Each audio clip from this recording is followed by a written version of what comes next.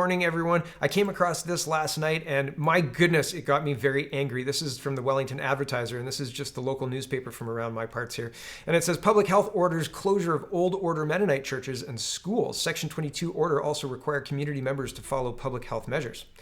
Public Health has ordered the closure of schools and churches in Old Order Mennonite communities in North Wellington County. Individuals in these communities have also been ordered to follow public health measures such as wearing masks, reducing the size of social gatherings, cooperating with contact tracing, getting tested for COVID-19 if symptomatic, and isolating if sick. The interesting part about this here is, do these people travel internationally? Why target these people? Because they don't comply? Well, they're a community that's kind of isolated, they stay to themselves. They're not coming into other parts of the community. Back to this. Medical Officer of Health, Dr. Nicola Mercer, that's of Wellington Dufferin Guelph Public Health, WDGPH, issued 3 Section 22 orders under the Health Protection and Promotion Act on November 12th. They were hand-delivered to elders in Old Order Mennonite communities in Wellington North, Mapleton, and Minto. I'm truly sad to have to do this, Mercer said in an interview on November 12th. We've been talking with them since March. My staff has tried, and I've personally tried to reason with them, but have not been successful. Reason with them.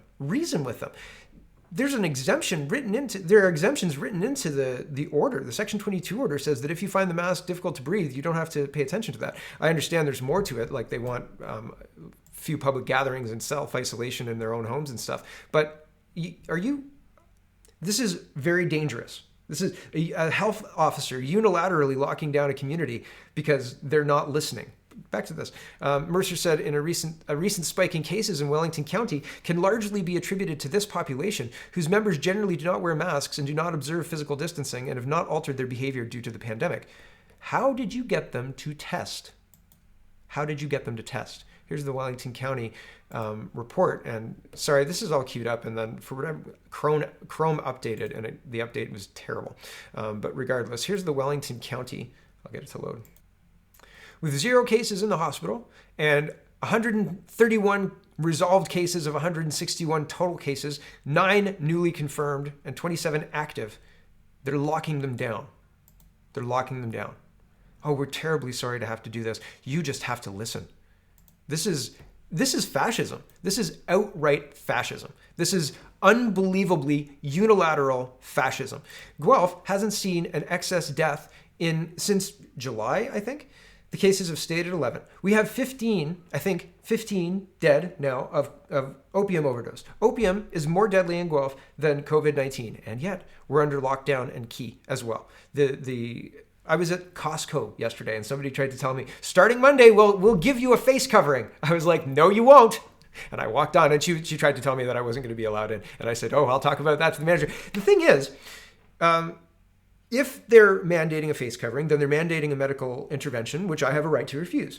If it's not a medical intervention, then why are you mandating a face covering? If you agree that it's not a medical intervention, it's just to make other people feel better, I don't give a crap. Sorry about your luck. Good luck. It's going to be fun, but I'll be speaking with the manager, and I'll be the one without the face covering shopping. There's 2 people in hospital. 11 people have died. Again, less than opium, and opium keeps killing people, whereas COVID, not so much.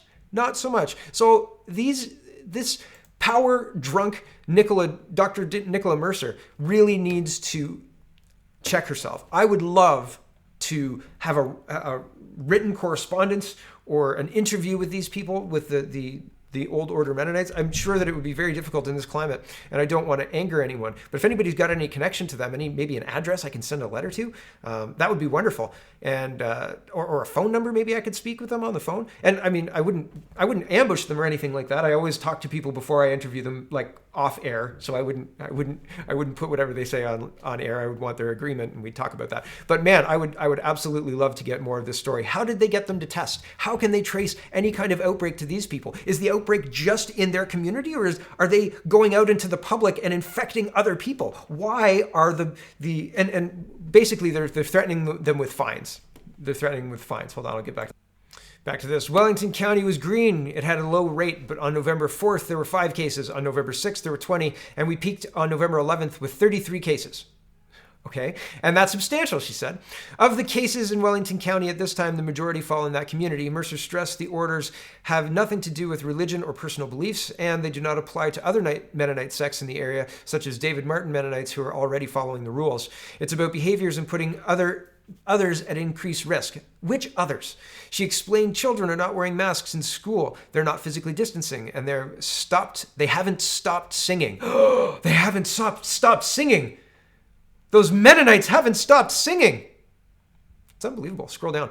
She's also noted some individuals have been uncooperative with contact tracing, and most do not go for testing when urged. This is enough to lock down your community, okay? What happens when they start applying this to you, right? If you don't do this, you can't leave your house.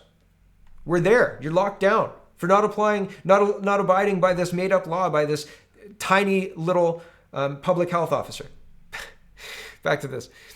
She also noted some individuals have been uncooperative with contact tracing and do not go for testing when urged. We are aware of a large number are ill and have not been tested. Go for testing. It's free. It's not free, actually. It's $42 a pop. We're going to look at that. Mercer said the Section 22 order will make a strong statement to the community that its members have to obey the law. The law? It's not the law. It's an order, a Section 22 order under public health, which requires other situations to be in effect for your order to have any teeth, madam. Back to this. The order, quote, gives clarity that it's a legal requirement and not optional. It also tells them that there could be fines, she said. We hope it won't get to that. I'm very interested to find out what the response is. I'm very interested to find out what the elders are thinking about this. I'm very interested to see what happens next. Because, oh no, fines. But you know what I would do with the fine? I'd burn it. Get lost. Oh, it's so frustrating because it's fascist. Fascism. Elon Musk is going to weigh in and I guess I talked too long. I'm sorry. Elon Musk says something extremely bogus is going on. Was tested for COVID 4 times. Today, 2 tests came back negative, 2 tests came back positive. Same machine, same test, same nurses, rapid antigen test from BD. So the testing across the board is inconsistent. And if Elon Musk, he says, if it's happening to me, it's happening to other people. But here's another highlighted interaction with Mr. Musk. And Alex says, revenues from tests are likely not bogus and very consistent. Yes. And Elon Musk says, yes, exactly. And do you know that they're not free? They're $42 per test paid by the government, which includes a fee for patient assessment and a specimen collection fee. Right? Money, money, money, money. I watched season 2 of The Apprentice in 10 minutes on YouTube the other day. Not to get waylaid. So yes, per test, let's see. I did 37. There was one that was 37. 37,000. Oh, well, whatever. Here's how it works out. 36,707. So that was one of the testing dates here. 36,707. There it is. And that day cost us $1.5 million testing. And that's every day, right? And there's more tests than that every single day. Why are we letting them test us in the first place? What does that do? And I've asked before, okay, what that does is it gives them a regimen of treatment that they would give for same as viral pneumonia. And but is that enough to get the test? And how sick do you have to be? How many symptoms do you have to get before the public health officer comes in and says, your community is shut down. You need to go get tested. When you get tested, we have to pay $1.5 million a day, right? But then you're tested, and then you know, and then we can treat you. But they're Mennonites. Like, don't they have the right to say, no, this is a medical intervention and we choose not to do that? Regardless of your Mennonite status, don't you have a right to say no to a medical intervention? Don't you? You should. Why are the medical officers locking people down? Oh, I'm sorry, you're accessing your rights. And you know what's next? Fines. Fines if you don't listen. Treating people, infantilizing children, infantilizing adults is not helpful. We're adults and we get to make risks. Do you know how many people die in a car accident every day? I think it was 144, something like that. Do you know how many people die of COVID? Right? Yesterday it was 15. How many people die? How many people of those 15, or 2 days ago it was 15 every day, 2 days running. And of those 15, 12 on the first day were from long-term care. What does that say about our long-term care, right? What's the daily burn rate on long-term care? Burn rate, death rate, how many people die in long-term care across Ontario every day? How many, right? Are they having COVID tests? Are we lumping all of these deaths into COVID deaths? This is false, made up data, fake. Elon Musk says he's tested both positive and negative twice for COVID-19 in one day and claims something extremely bogus is happening. Musk revealed he took 4 tests in a day, same machine, same test, same nurse. Tesla boss says 2 were positive, 2 were negative. He called it extremely bogus. I like how many times they use bogus here. The 49-year-old warned, if it's happening to me, it's happening to others. Yep. Musk has repeatedly downplayed the virus, calling lockdown measures fascist. They are fascist. These tiny, mustached people are running around, and it's not appropriate. It's not appropriate, Miss Mercer, Dr. Mercer. Back to this. Musk is, FDA says negative test results should be reviewed by a molecular testing method. Or maybe just let the cold run its course, man. Don't let fear run your life. Musk later revealed he was suffering typical cold symptoms and warned of the contradictory results. If it's happening to me, it's happening to others. Yeah. Do you think it might have to do with that revenue stream, man? That's a great revenue stream. And eventually it'll be downloaded to the provinces and downloaded to the municipalities. And, oh, don't worry, we'll wrap it up. And then your taxes go up to pay for the COVID tests that are free, that are mandated to make sure that your community doesn't get locked down by overzealous, powerful feeling health officers, right?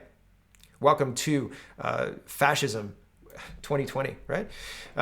In medicine, says Dr. Nita Amandi, in medicine, we test patients for infectious disease when they are symptomatic. We don't test healthy people unless there's a concern. Right, you don't test healthy people unless, like, they're dying, right? Oh, you've had 5 days of elevated fever and you've got all of these other symptoms and it looks like maybe you're dying. Could we do a COVID test? No? All right, man. You get to make the call, right? It's your life. Not anymore, apparently.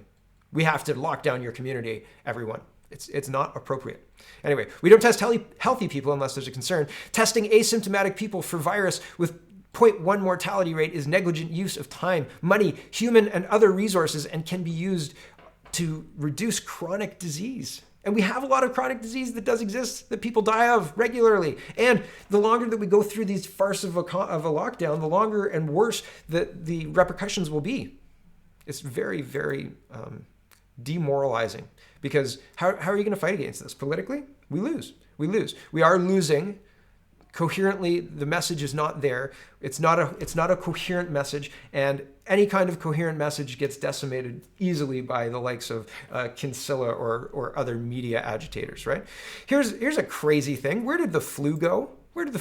At 3 minutes in, the mic almost gets shut off, and then it comes back because they're like, oh, I guess she's got something else to say, and then she talks about how the flu, there hasn't been any flu since September. Isn't that odd? And she says how many flu there was in 2019 compared to now. Where'd the flu go? I wonder. For Jacob, Dr. Suresh says they do need to make a decision on treatment within the next 6 months to a year. Now, some good news for Albertans. So far this flu season, there have been 0 cases reported. From September 27th to today, Alberta Health Services reports no cases of influenza. Compare that to last year at this time when the flu had already landed 42 Albertans in hospital. And this year so far, more than 1.1 million Albertans have had their flu shots. That number at this time in 2019 was 700,000. So good for Albertans getting their flu shots. Yeah, and is that we're also washing our hands till they're Oh, we're also washing our hands. So, I guess, washing our hands protects you completely against the flu, but COVID-19 is going to get you, especially if you're a Mennonite community, and you better lock down because you might infect other people. Right. Here is, anyone want to guess why? Anyone? She's responding to the Global News report we just saw. The Global News reported that there has been 0 cases of the flu this flu season. Yeah, I mean, there's a couple of, you get 3 guesses and the first 2 don't count, right? Like, obviously, it's the numbers are being tracked as COVID, right? Like, or the flu has miraculously disappeared. Here is Canada, The Economist is reporting. Canada has purchased 10 doses of potential vaccine for each of its citizens, the most for any country or alliance on a per-person basis. Somebody said, that's assuming that there's only 40 million Canadians when the vaccine becomes available. There'll be 100 million of us. Just come on in. There's 200 million stateless people, and each one of us carries a dollar sign around our necks, according to the government, right? So we're all worth a certain amount of money. And if you just have that many more people, then your economy really starts to rock at about 100 million people. That's a Trudeau quote. That's off the top of my head, so I'm probably paraphrasing, but that's the goal. That's what they're looking for, and as fast as possible, right? So anyway, that's speculation. Or the other part of the speculation could be that it's all about the money, right? We pay for 10 doses and we get 3 doses and a pat on the head saying thanks for funding the vaccines for the rest of the world, because because debt doesn't matter, and Yahtzee, right? Because why not? Why not? Leslyn Lewis weighs in. She says it's hard to label concerns about forced vaccinations as conspiracy theory when companies are alleged to be considering accessing people's health records as a precondition to attend a concert. The government must clarify if vaccinations will be required for gatherings. They don't have to clarify anything, I'll tell you. If they say that vaccines are mandatory, then that is the time that we should declare them invalid and replace them at that point. We should do that now. I mean, they're invalid at this point, in my opinion, attacking Mennonite communities because they're not safe for other people. Come on. But apparently a large majority of people either don't agree or don't care enough to vocalize it. And that's fine. That's fine. But I think that at some point people will break. And really, it's enough now for just people to remind you, right? Remind you to put a mask on. And people look at me very quizzically when I say, oh, no, thank you very much. I'm not today. I don't think so. Bye. And I walk off and they're very confused. But there's going to come a time, maybe, when they've got a scanner. And, if you don't have your tattoo arm up, beep, to get in. Well, sorry about your luck, comrade. Back to this, Brian Lilly. Even with all the restrictions in place, some are still saying Ontario isn't doing enough and we need more lockdowns. They are all people who are securely employed, like Dr. Davila in Toronto. I think if you vote for a lockdown as a politician, you should have your salary slashed to whatever curb is. That's it. You vote for a lockdown, you get your salary slashed to curb until we're back to normal, until everybody's back to running as normal. It's not appropriate. Here's a National Post. Ford is about to lock down Ontario further, hopefully more carefully this time. Here's Dr. Brown, Dean of the Dalla Lana School of Public Health at the University of Toronto, and the province's modeling expert is predicting that Ontario will see 6,000 cases a day by late December, 4 times the level of today. That's enough to put significant strain on a healthcare system, and death counts will spike, especially among older people. For a politician, it's an unsupportable number. Now, I was going to say this is irresponsible reporting until I scrolled down a bit, and it says Brown's prediction is just that, of course, a model of what might happen. So I was like, ooh, they backed off. But then he goes, just 2 weeks ago, he predicted that things would remain under control, and that doesn't mean his warnings can be ignored now. So implying he was wrong 2 weeks ago, he'll probably be wrong again. But I think that it's very interesting. They're talking about how 6,000 cases, the province may spiral out of control. You can see in the public health numbers here, and this is, like, it used to be that the tabs would just stay open. Maybe it takes memory and it's trying to save me memory or something like that. But while that loads, we can look at this. The cases and deaths, big spike, way bigger spike than this time, but we're testing by a lot more. The deaths, way lower. And 2 things about the deaths. 1, a lot of them are long-term care homes. 2, especially the deaths in Quebec. There were 48 deaths or 42 deaths reported today in Quebec. Of those deaths, only 4 of them happened in the last 24 hours. And the other 34 or whatever, the 8 minus 41 or whatever it was. Sorry that I'm not exact. I should have tagged it, but I didn't. But majority of them, a large majority of them, happened in the last 14 days. Some of them didn't have a date attributed. I would love to see, what are we testing? Oh, the ashes. It's positive. It was a COVID death. It was a COVID death. So we've got to lock the province down, right? Oh, it's just so disingenuous, right? It's so disingenuous. I was going to go through this, but I'm already long. So this is the Brian Lilly piece that is attached to one of the tweets there. But I do not believe in these lockdown measures. I do not believe that these people talking, how could it be that in a first world country that 2 people with COVID in Guelph is bringing our capacity up to the absolute top that it could possibly be to maintain surgeries? Right? Like, how could that what kind of capacity do we have? What if an actual pandemic happened? Like, the leaders are pretending like this is an actual pandemic. And the reality of an actual pandemic is like bodies piling up, people dying, right? And the reality of this is the usual stuff is happening, unfortunately, right? People do die in long-term care. My mom worked in long-term care a long time. We used to go and hang out and visit her and talk with her and all that stuff. Call her at night. She worked the night shift. And the long-term care is governed under the rental agreement, right? Like the rental stuff. It has nothing to do with health or anything like that. They can pack them in like sardines, right? Like, goodness me, they're selling a service, people. They're selling a service. But how can, even in the whole region, they're saying all these cases, 100 cases. In the whole region, we've got 2 COVID-19 people in hospital. And they're saying, we're right up to the top. We can't possibly be any closer to the edge, right? And I guess the medical stuff was up just a few minutes ago. But it's maddening, because how do you fight this? Because the media is mostly on board. Because the people who are supposed to be telling us the truth, the people who are supposed to be reporting on the Mennonite community being absolutely being targeted by the public health officer, aren't doing that job, right? I doubt there'll be a Guelph Mercury article on it. Maybe if they watch this show, they'll run with it a bit. But yeah, 84.3%. Okay, so we're not right up at the top, right? And intensive care down to 75%. But how can we be at the top of the? How can they be considering these lockdowns? How can they be responsibly saying, "Uh-oh, we're going to lock down any minute now," right? Businesses need confidence to run. You need to be able to.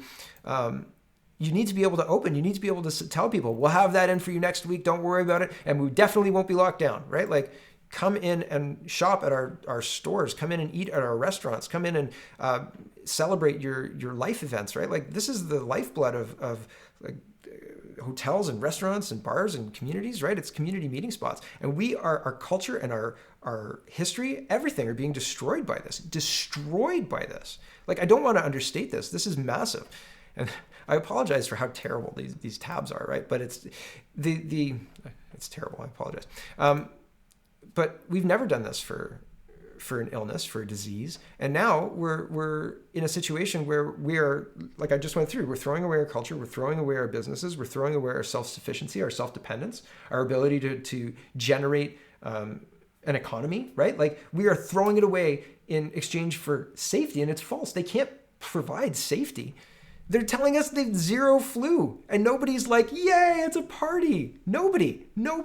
It's, in fact, they were going to cut her microphone. Oh, don't do that flu bit. That's probably going to be uncomfortable later, right? Here's this guy, Dan Kelly. He's from Manitoba, and he's the president and CEO of the Canadian Federation of Independent Businesses. And he says, Manitoba's new lockdown shuts down all small retailers to in-store commerce, but allows Walmart and Costco to sell t-shirts and TVs because they also sell groceries. Not only is it deeply unfair to small firms, but it makes no sense from a COVID safety perspective, just like a lot of the orders. This leads to Christmas shoppers crowding into the same big box stores as those buying groceries seems defeating the very purpose of limiting exposure to others. Wouldn't it be far better to allow the public to visit one of the thousands of Manitoba's small retailers? Some jurisdictions in the US and Europe have required big box stores to rope off access to other goods when governments force small retailers to close altogether.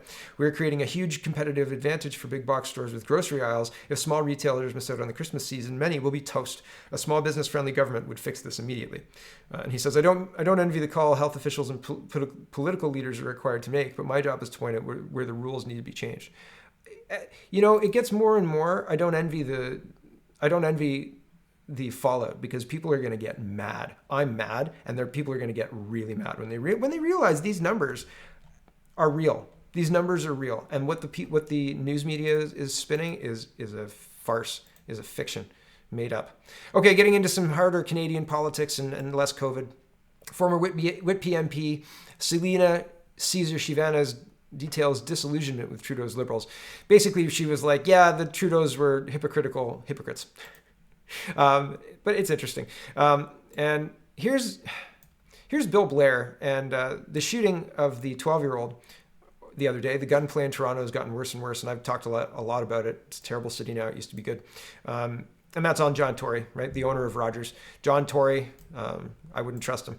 But he has got rid of carding, emboldened gangs, not done anything about the gun crime that's been rampant, and now people are dead.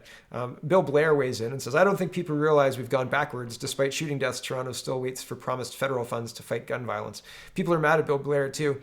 Quote, to crack down on gun crime and make our communities safer places to live, we will continue to fight gang-related violence by investing an additional $50 million each year for 5 years in a dedicated funding stream to help municipalities meet the needs of communities at risk. The Liberal platform still says none of that money has flowed to Toronto or other cities. Mayor John Tory said Thursday he's been assured by Trudeau himself that the federal government remains committed to that pledge. How's Phoenix Pay working? Is that good? Because Trudeau himself was talking about that too. Garbage. Bill Blair, the reason I'm showing you this is just to show you the responses. The responses are absolutely devastating. Nobody believes him. Everybody's like, you're a liar, or you're incompetent, or whatever. So he's talking about the tragic, his thoughts and prayers are with the family. And fundamentally, this is at his feet. Him and no action, Rogers or John Tory. Denise Batters gets into Trudeau. She says Trudeau's government's most powerful cabinet committee didn't meet for months during the pandemic. Instead, Freeland's COVID committee made the decisions, including approving $900 million for the WE contract. Why is this government allergic to accountability? So have a watch of that one. That's from Senator Batters.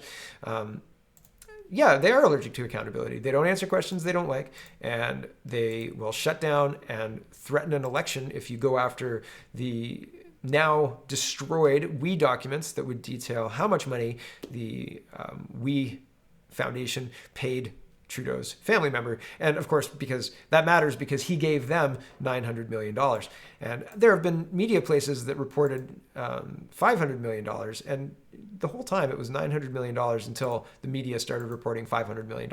And I still don't know why the change was made. Somebody tried to justify it to me. They sent me a couple of links, but I didn't understand. I was like, so they were going to give them 900,000 or 900 million. And then they only released they signed for 512, but they hadn't released the whole 900, whatever. I think it was just semantics, but fundamentally it was a $1 billion deal, right? And just here you go. And WE was paying his family for years, right? And Bill Morneau's daughter worked for WE, right? This is bad Twitter strategy, Aaron O'Toole. His dog is on Twitter, and Aaron O'Toole's like, oh, Wexford, how did you get on here? It's just very cringe, right? Oh, it is gonna work. Yeah, just cringe. I just don't like it very much. I like that sound though. That's funny. Jesse Brown, he broke the WE scandal, and he says, so about WE winding down, it's in Canada. Check this out. They're still soliciting donations, including fundraising for domestic projects. So yeah, hey, the swamp is swampy, right? Here's, this just made me laugh. The federal ethics watchdog is expressing concern about a Toronto MP who hired her sister to work in her constituency office. What are they going to do? Fine her $200? LOL. This one made me laugh. And this is the last time for today. I know, look at that, 27 minutes. My old usual time. I don't know. I don't really have a usual time anymore. CBC's reporting, PEI man grows humongous beet, enough for 10 meals. Be ready for your for the beet hangover. I had it over there, and they got quite a kick out of it, and they took a picture of it. I'm not going to read any of the story, but look at the size of that beet. All right, I'm going to beat it and get out of here. I've got stuff to do. My kids are home again today because they didn't want to go to school, and I supported that. No, not really. They just my son had a hurt toe. Things happen, man. Things happen, and so we've got that to do and lots of other stuff to do today. So I will let you go with that. There's so much going on. Oh, Trump. I could do a whole 15 minutes on what's going on with Trump. What should I say? I think that things are going to start to break apart a little bit more as we go through the weekend, and probably by mid next week we'll have really clear kind of signs on if Trump's action is going to pay off. But I think that it's all part of the plan. I think it's all part of whatever plan Trump was running. I think this is all part of it. So we'll see, but man, it looks very interesting. Every bit of news that I got yesterday, every update about the counts and whatever went Trump's way, and there are a lot of people legally, his legal experts are out in force talking about the fraud that they've got, the affidavits, and the affidavits are important because that's proof, right? Twitter videos are one thing, but signed affidavits by election officials or postal workers, those are big. Those are a big deal, right? So all of that stuff matters, and it's a very interesting thing that's playing out, and it's taking time.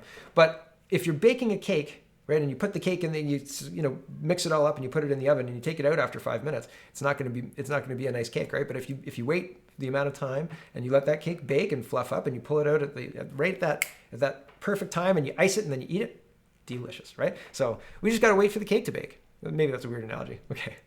And I talked a lot more than I thought, but I think that encapsulates it.